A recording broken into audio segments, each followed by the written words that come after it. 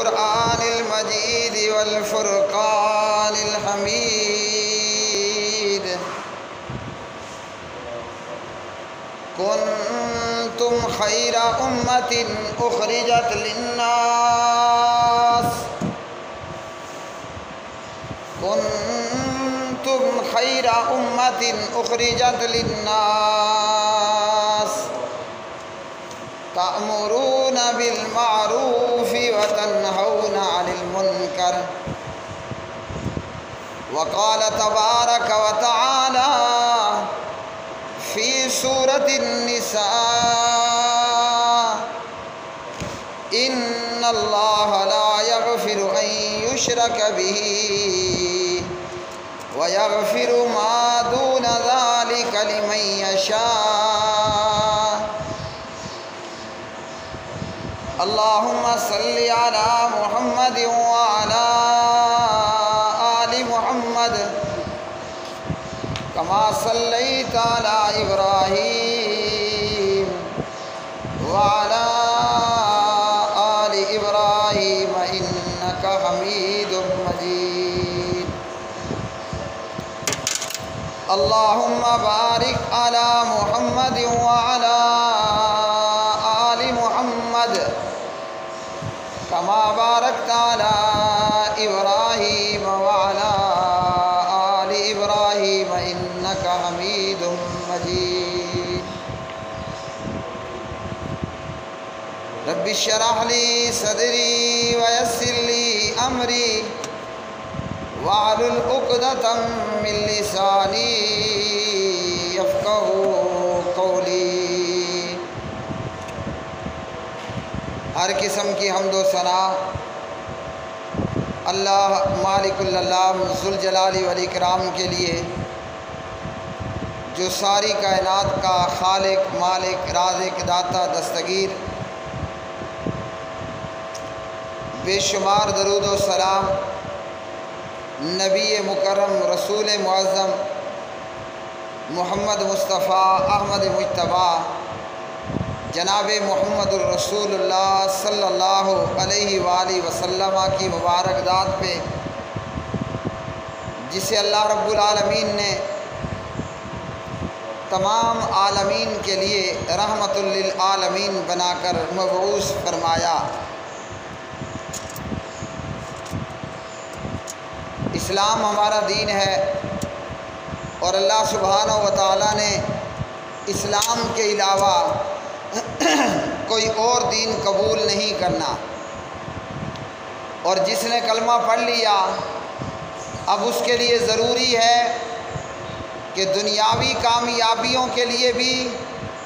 اور اخروی کامیابیوں کے لیے بھی اسلام میں پورے کا پورا داخل ہو جائے۔ یہ وہ امت ہے،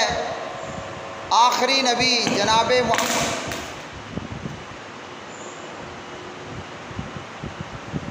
جناب محمد الرسول اللہ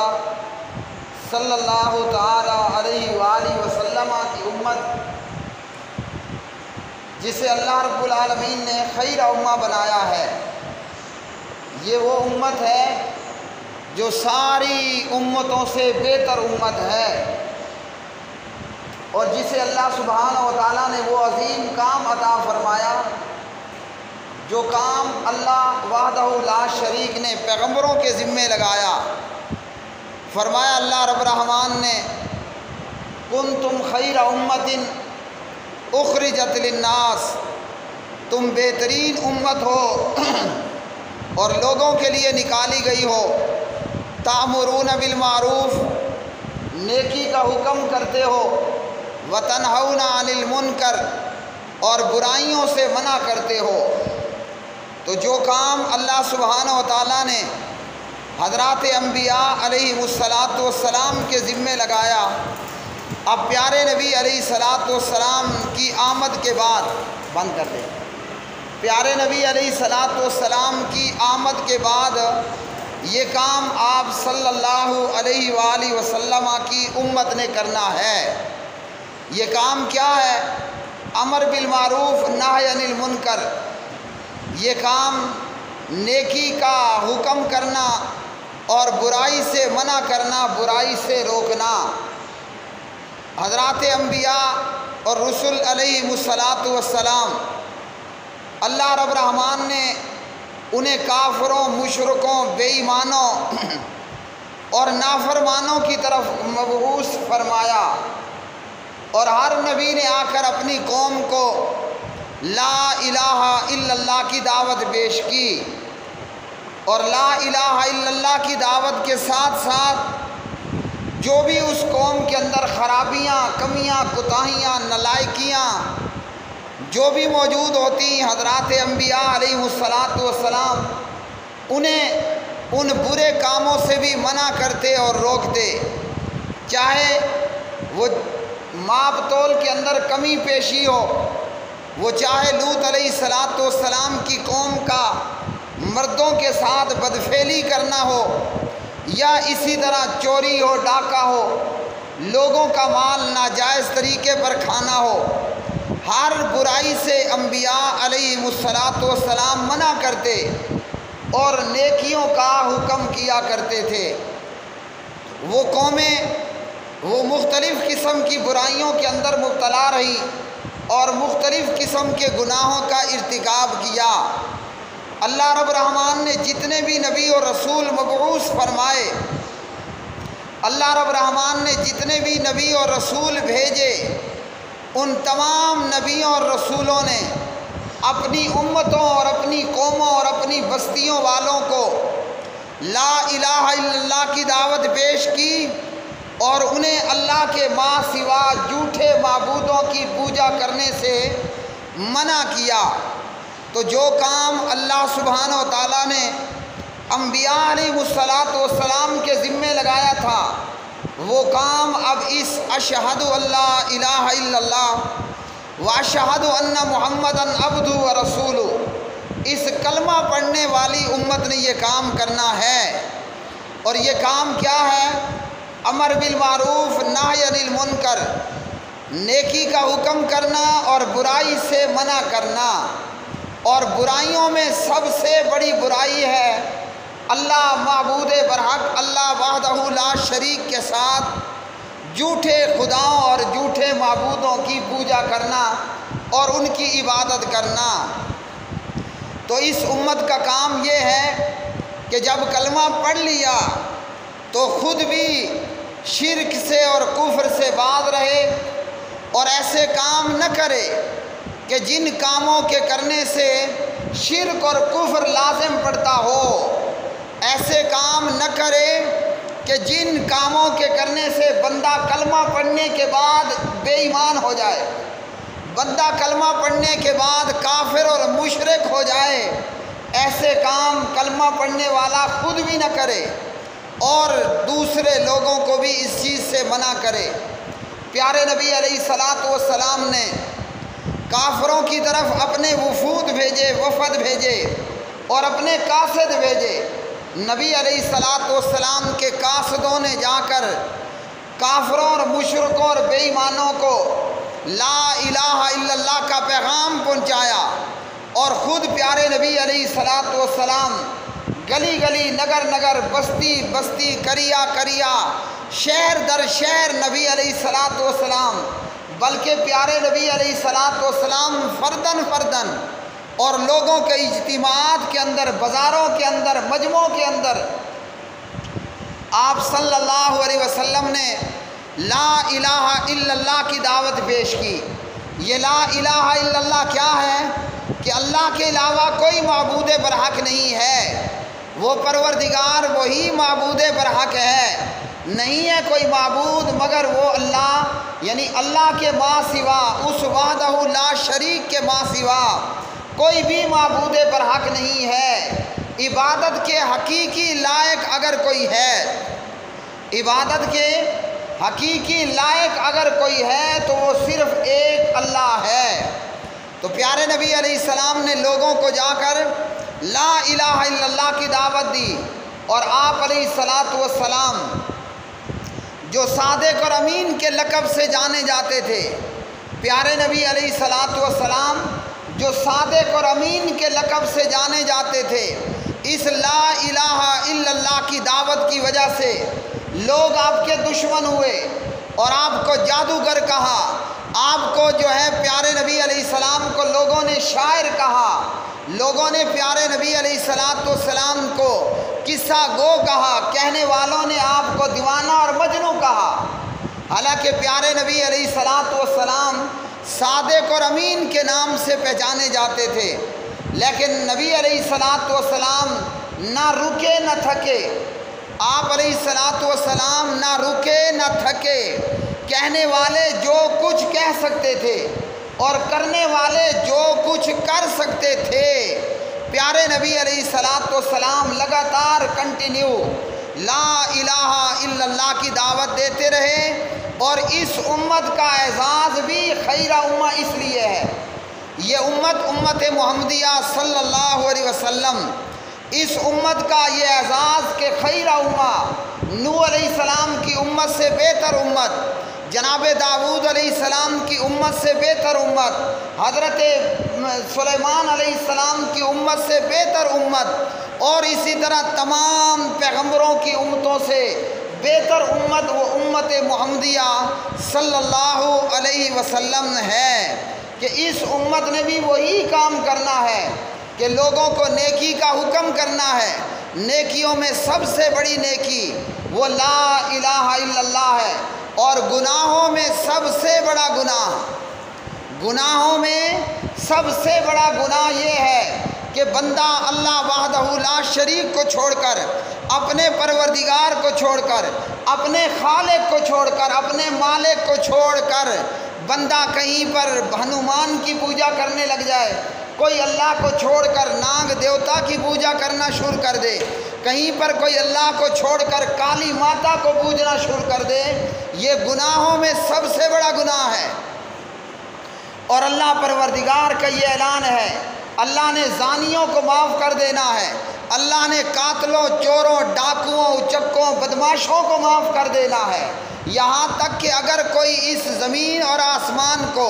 کوئی اللہ کے پاس زمین و آسمان بھر کر گناہ لے کر آئے، اتنے گناہ ہوں کہ اس کے گناہوں سے یہ آسمان و زمین بھر جائے، لیکن وہ پروردگار سے توبہ طائب ہو جائے، اللہ تعالیٰ اسے بھی بخش دیں گے۔ اور اگر وہ توبہ کیے بغیر بندہ مر گیا تو اللہ تعالیٰ کی مرضی ہے، چاہے تو اسے سزا دے، چاہے تو اسے اللہ معاف کر دے، اور اگر اللہ سزا دے تو اللہ نے سزا کی ایک حد متعین کی ہے۔ اللہ اپنے فضل و کرم سے، شفاعت کرنے والوں کی شفاعت سے، اللہ پیغمبر کی شفاعت سے بڑے گناہ گار کی بھی بخشش کر دے گا۔ اور پیارے نبی علیہ السلام نے فرمایا کہ میری شفاعت میری امت کے گناہ گاروں کے لیے ہے، وہ چاہے گناہ گار جتنا ہی بڑا کیوں نہ ہو، لیکن رب رحمان نے یہ اعلان کر دیا، یہ بتا دیا، ان اللہ لا یغفر ان یشرک بہ، ان اللہ لا یغفر ان یشرک بہ ویغفر ما دون ذلک لمن یشاء۔ اللہ رب الرحمن نے شرک کرنے والے کی مغفرت نہیں کرنی، اللہ نے یہ نہیں معاف کرنا کہ اللہ کے ساتھ شرک کیا جائے۔ جس نے اللہ رب الرحمن کے ساتھ شرک کیا اس کی اللہ نے کوئی مغفرت نہیں کرنی، اور مشرک کے علاوہ اللہ جس کو چاہے معاف کر دے۔ اب اللہ کی یہ معافی سزا کے بعد بھی ہو سکتی ہے، سزا سے پہلے بھی ہو سکتی ہے، سزا کے بیچوں بیچ بھی ہو سکتی ہے، لیکن شرک ایک ایسا گناہ ہے کہ اس کی کوئی معافی نہیں ہے۔ افسوس کا مقام ہے کہ یہ امت جو خیر امہ ہے، یہ امت محمدیہ صلی اللہ علیہ وسلم، آج ہمارے اوپر ایسے بدترین حکمران مسلط ہو چکے ہیں کہ جو اللہ کو چھوڑ کر قبروں کو سجدہ کرنے والے، ہاں جی، وہ چاہے پاک پتن کی قبر کو سجدہ کرنے والے ہوں، یا لاہور کے علی اجویری کی قبر کو غسل دینے والے ہوں، یا ڈنڈا پیر کے پاس جا کر بی بی نذیر کا، ہاں جی، بی بی بے نذیر کے ڈنڈے کھانے ہوں، یا گولڑے ہوں، یا اسی طرح دیگر پیر بابے ہوں اور مردے ہوں، آج وہ حکمران ہیں کہ جو اللہ کو چھوڑ کر مردوں کو سجدے کرنے والے، مردوں کی پوجا کرنے والے، اور اتنا شرک کرنے کے بعد بھی ان کی طبیعتوں کو سکھ اور چین نہیں آیا۔ اب انہوں نے کرنا تو یہ تھا، اس امت کے ذمے کام تو یہ تھا کہ ہم لوگوں کو بت پرستی سے منع کرتے، ہم لوگوں کو بت پرستی سے روکتے، لیکن کیا خاک روکتے کہ مسلمان خود جب بت پوجا کرنے والا ہے، مسلمان جب خود قبر کو پوجتا ہے۔ فرق اتنا ہے کہ ہندو جو ہے وہ کھڑے کو پوجتا ہے، اور کلمہ پڑھنے والا مسلمان پڑھے کو پوجتا ہے۔ نریندر مودی وہ کالی ماتا، ناگ دیوتا، ہنومان، بندر دیوتا کے آگے سجدہ ریز ہوتا ہے، اور ہمارے نالائق حکمران وہ پاک پتن کی سیڑھیوں پر جا کر سجدہ ریز ہوتا ہے۔ اور اس سے پہلے کے حکمران، ہاں جی، وہ شریف برادران، وہ جا کر مردے کی قبروں کو عرق سے غسل دینے والے، غریب بندے کو، غریب آدمی کو اپنے پیٹ کے درد کے لیے، اپنے پیٹ کے درد کے لیے عرق گلاب خریدنے کی طاقت نہ ہو، اور یہ ظالم اور مشرک یہ جا کر قبروں کو عرق گلاب سے غسل دیں۔ اور اب وہ ظالم آیا ہے کہ جس نے اللہ کو چھوڑ کر قبروں کو سجدہ کیا، پاک پتن والے کو، اور اب ہندوؤں کے لیے مندر بنایا جا رہا ہے۔ اسلام اس کی قطعاً اجازت نہیں دیتا۔ ان لوگوں کے اسرائیلی اور شیطانی شبہات کہ جیسے یہودیوں نے تورات کے ساتھ کھلواڑ کیا، جیسے عیسائیوں نے انجیل کے ساتھ کھلواڑ کیا، من مانیاں کی، جو ان کے من نے چاہا انہوں نے اللہ کے ذمے جھوٹ بنا دیا، اللہ کے ذمے جھوٹ لگا دیا، اللہ کی طرف جھوٹ کی نسبت کر دی۔ یہی اسی طرح کا ایک شبہ وفد نجران کے حوالے سے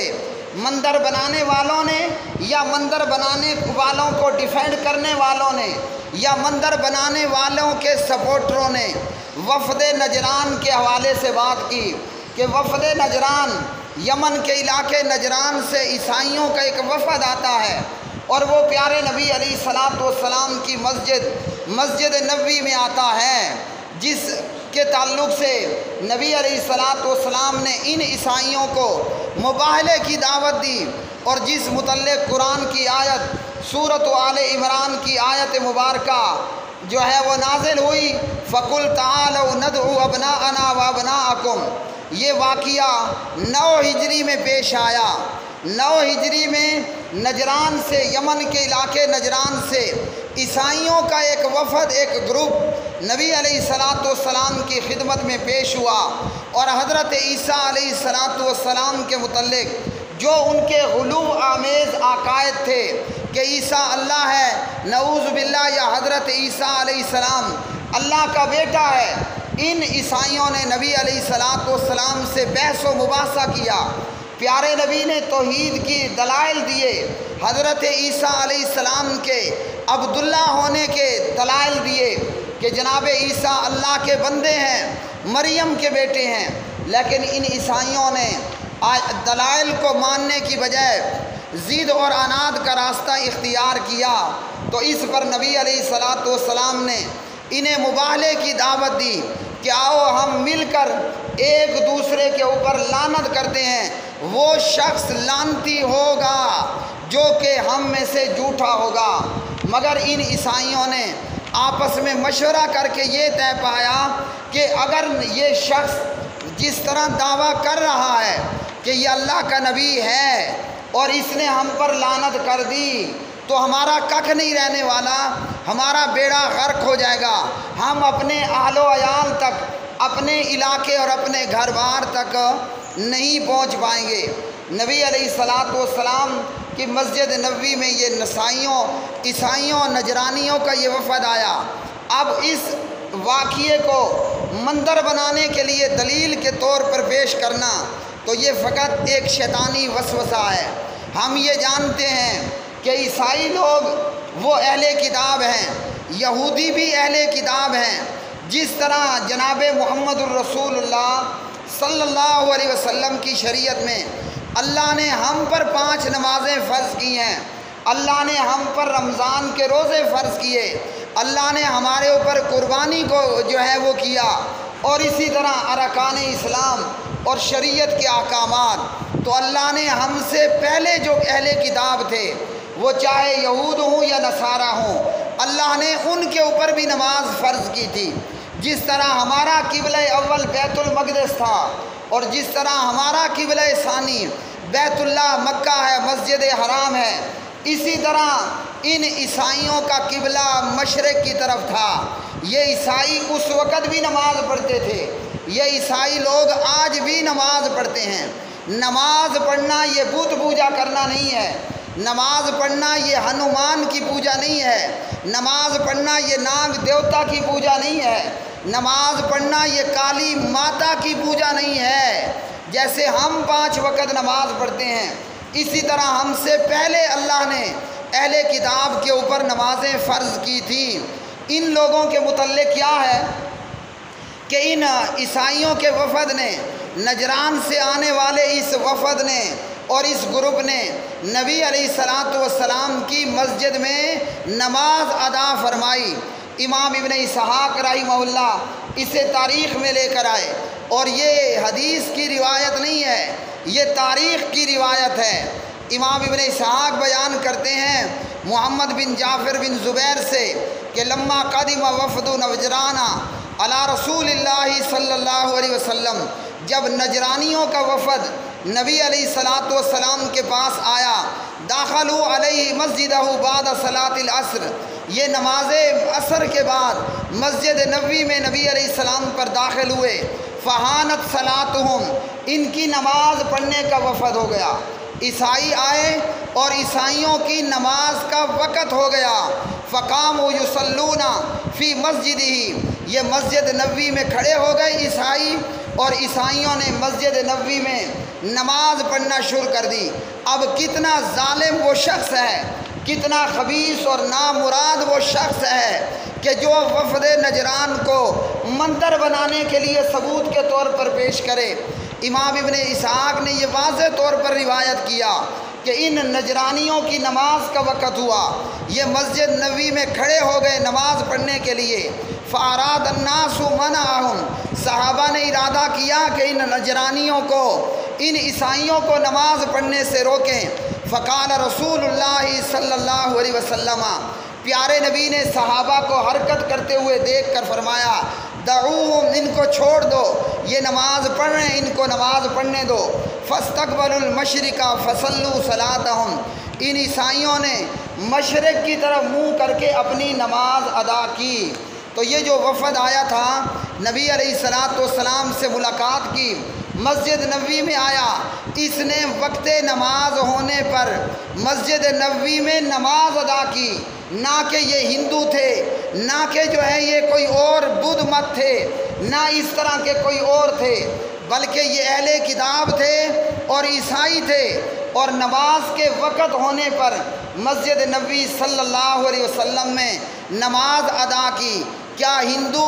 اپنے بت خانوں کے اندر، مندروں کے اندر نماز پڑھتا ہے؟ وہ تو کالی ماتا کے چرنوں کو چھوتا ہے، وہ اللہ کو چھوڑ کر بتوں کو سجدہ کرتا ہے۔ کیا ہندو مندروں کے اندر نماز پڑھتا ہے؟ کیا ہندو بھی اہل کتاب ہیں؟ تو جس بندے کا دین سے کوئی واسطہ اور تعلق نہ ہو، وہ اس طرح کی اونگیاں اور بونگیاں لگاتا ہے۔ تو پیارے نبی کے پاس یہ لوگ آئے، اور ان عیسائیوں نے اپنے طریقے پر، اپنے مذہب کے مطابق نبی علیہ السلام کی مسجد میں نماز ادا کی۔ اللہ سبحانہ و تعالیٰ نے اس امت کو خیر امہ بنایا ہے۔ ہمارا کام یہ ہے کہ ہم خود بھی ایک اللہ اکیلے کو پوجیں، اور ہم دوسروں کو بھی لا الہ الا اللہ کی دعوت دیں۔ اگر ہم نے قبروں کو پوجا اور مندروں کو بنایا، تو کافر بھی یہ سوچنے پر اور کہنے پر مجبور ہوگا کہ شکر ہے کہ میں مسلمان نہیں ہوا۔ اقول قولی ھذا استغفر اللہ لی ولکم ولسائر المسلمین والمؤمنین۔